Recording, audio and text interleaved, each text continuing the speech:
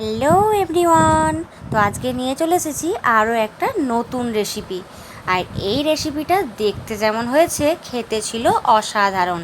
আর এটা আমি কি দিয়ে বানিয়েছি সেটা কিন্তু তোমরা ওপর থেকে দেখে কেউই আন্দাজ করতে পারবে না, যতক্ষণ না আমি এই সিক্রেটটা তোমাদের সাথে শেয়ার করছি। তো চলো বলেই দিই, এটা আজকে আমি কি বানিয়েছি। এটা ছিল ধোঁকা পটলের তরকারি। তো চলো দেখিয়ে দিই এটা আমি কিভাবে বানিয়েছি। তো প্রথমে বেশ কয়েকটি পটল ভালোভাবে ছুলে আর এটা কুড়ুনির সাহায্যে কুড়ে নিয়েছি। তারপর কুড়ে নিচ্ছি পরিমাণ মতো আদা, তারপর দিয়ে দিলাম কাঁচা লঙ্কা কুচি, আরও দিয়ে দেব সামান্য পরিমাণে গোটা জিরে, দিয়ে দিলাম সামান্য পরিমাণে হলুদের গুঁড়ো আর পরিমাণ মতো নুন। তারপর দিয়ে দেব চালের গুঁড়ি। তো চালের গুঁড়িটা আপনারা যেমন খেতে ইচ্ছে করবে সেই রকমই দিয়ে দেবেন। দেয়া হয়ে গিয়েছে, তারপর দিয়ে দিলাম কোচানো পেঁয়াজ।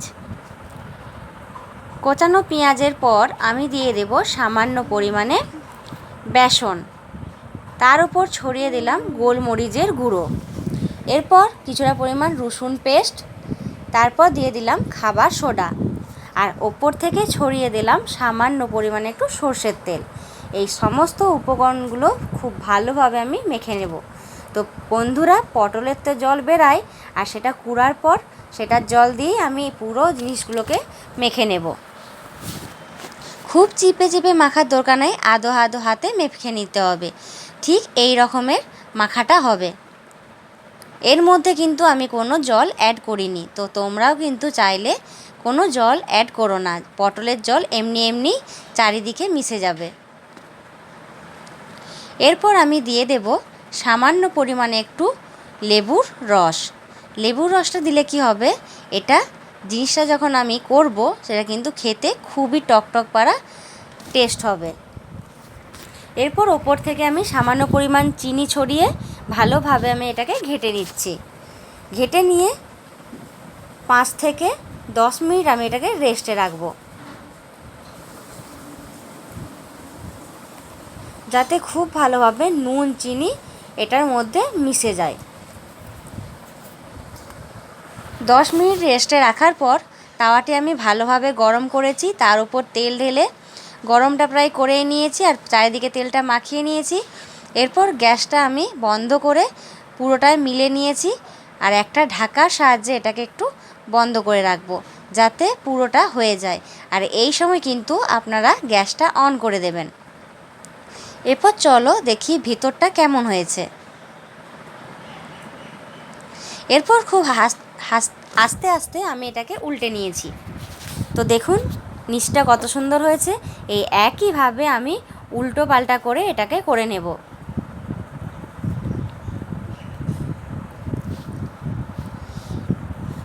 এটাকে খুব ভালোভাবে খুন্তির সাহায্যে চেপে চেপে পুরোটা ভেজে নেব। ভাজা প্রায় হয়েই গিয়েছে। সেই রকমই একটা সেন্ট বেরোনোর সময় তোমাদের কি করতে হবে, খুন্তির সাহায্যে একটা ভালোভাবে শেপ করে নিতে হবে। যেমন একটা ধোঁকা তৈরির সময় আমরা শেপটা দিই, ঠিক এই রকমের আমরা শেপ এখানেও দিয়ে দেব। তার জন্য খুন্তির সাহায্যে কেটে নিয়েছি। এই যে দেখুন কত সুন্দর শেপ করে নিয়েছি। এগুলো কিন্তু আপনারা ভাজাও খেতে পারেন। আমিও কিন্তু বেশ কয়েকটা তুলে রাখবো ভাজা খাওয়ার জন্য। আমার পরিমাণটা যেহেতু অনেকটা বেশি ছিল, তার জন্য আমি এখানে প্রায় 3 বার ধরে একই প্রসেসে এই সবগুলো করে নিয়েছিলাম। এরপর আমি এটাকে একটা পেস্ট বানিয়ে নেব। এটা ছিল কাঁচা লঙ্কা, তেজপাতা, দারুচিনি, এলাচ, লবঙ্গ আর কোচানো টমেটো। তারপর দিয়ে দেব আদা, পেঁয়াজ, রসুন আর এই সমস্ত উপকরণ দিয়ে খুব ভালোভাবে আমি এটা পেস্টটা বানিয়ে নেব। আর কড়াইয়ের মধ্যে আবারও সামান্য পরিমাণ তেল দিয়ে কালো জিরে, চিনি আর কোচানো পেঁয়াজ, তারপরে দিয়ে দিলাম ক্যাপসিকাম। এগুলো ভালোভাবে আমি ব্রাউন কালার করে ভেজে নেব। ভাজা হয়ে গিয়েছে প্রায়, এমন অবস্থাতে আমি পেস্টটাকে দিয়ে দেব। তারপর দিয়ে দেব পরিমাণ মতো নুন, হলুদ, জিরে গুঁড়ো আর কাঁচা লঙ্কা তো রয়েছে, তার জন্য এখানে আর কাঁচা লঙ্কা দিলাম না। তো তোমরা যদি কেউ ঝালের পরিমাণটা বেশি খেতে চাও তাহলে কিন্তু অবশ্যই সামান্য পরিমাণে গুঁড়ো লঙ্কা দিতেই পারো। এরপর সমস্ত উপকরণ দিয়ে একবার ঘেঁটে নিয়ে এটাকে আমি বেশ কিছুক্ষণ ফুটতে দেব। তো বন্ধুরা, এই রেসিপিটা তোমরা বাড়িতে একবার বানিয়ে খাবে, দেখবে বারবার এই রেসিপিটাই বানিয়ে খেতে ইচ্ছা করবে। আর পটলের তরকারি তো প্রত্যেক দিনই খেতে পছন্দ করে না, তার জন্য যদি অন্য কোনো ধরনের রেসিপি তোমরা পটল দিয়েই ট্রাই করতে পারো চাও, তাহলে কিন্তু এই রেসিপিটা অবশ্যই বাড়িতে ট্রাই করো। বেশ কিছুক্ষণ ধরে এটা আমি মশলাটা করে নিচ্ছি। এটা এখনও প্রায় 2 থেকে 3 মিনিট ফুটতে টাইম দেব, যাতে মশলা থেকে তেলটা ছেড়ে আসে। আর বারবার আমি এটাকে ঘেঁটে নিচ্ছি, কারণ নিচটা যাতে ধরে না যায় বা চুঁয়ে না যায়, সেটা দেখে কিন্তু অবশ্যই তোমরা লক্ষ্য রেখো।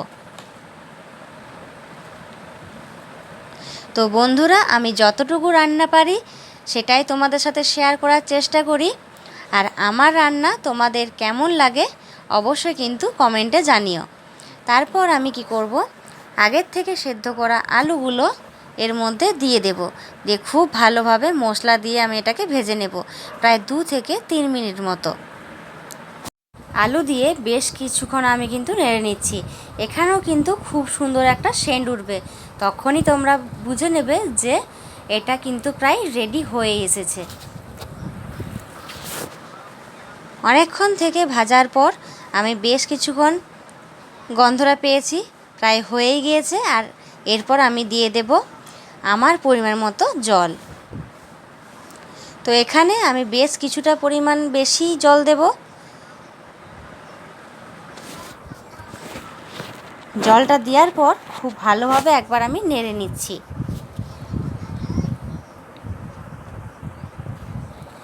এটাকে ফুটতে দেব, আর একটুখানি চেকেও দেখে নিলাম যে নুন আর ঝালটা ঠিক আছে কি না। কিন্তু যেহেতু এখানে পরিমাণটা অনেক বেশি ছিল, তাই নুন আর ঝালটা একটুখানি কম হয়ে গিয়েছিল। এমন অবস্থাতেই আমি নুন আর ঝালটা আরও একটু অ্যাড করে দিলাম।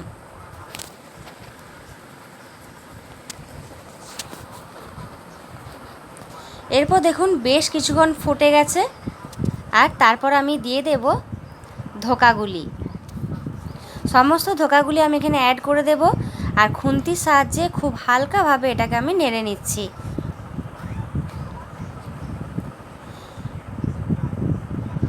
ধোকা আর আলুর সাথে ভালো করে আমি একবার নেড়ে নিচ্ছি এবং 2 থেকে 3 মিনিট মতো এটাকে ফুটতে দেব। খুব একটা ফুটতে দেওয়ার দরকার নেই, নাহলে কিন্তু ধোকা বড়াগুলি ভেঙে যাবে।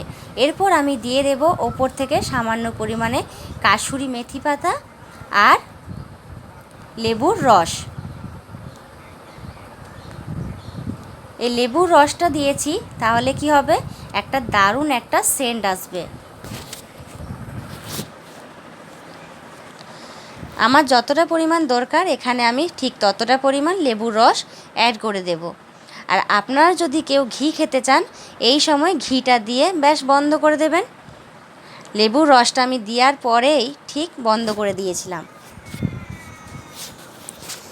লেবুর রসটা দিয়ে খুব একটা বেশি ফোটানোর প্রয়োজন নেই। লেবুর রসটা দিয়েই 1 বা 2 মিনিট পরেই গ্যাসটা আপনারা বন্ধ করে দেবেন। ব্যাস, তাহলেই হয়ে গেল আমাদের ধোকা পটলের তরকারি। তো বন্ধুরা, এই নিত্য নতুন রেসিপি আরও যদি আপনারা পেতে চান, তাহলে কিন্তু অবশ্যই আমার আইডিটা ফলো করবেন। এরপর আমি নামিয়ে নিয়েছি। পরিমাণটা যেহেতু অনেকটাই ছিল, তার জন্য এখানে আমি 2 ভাগে ভাগ করে নিয়েছি। যদি অল্প একটু থেকেও যায় তাহলে কিন্তু এটাকে তুলে রাখা যাবে। তো এখনকার মতো টাটা, দেখা হবে আবার পরের ভিডিওতে নিত্য নতুন কোনো আরও একটা নতুন রেসিপির সাথে। তো এখন বাই।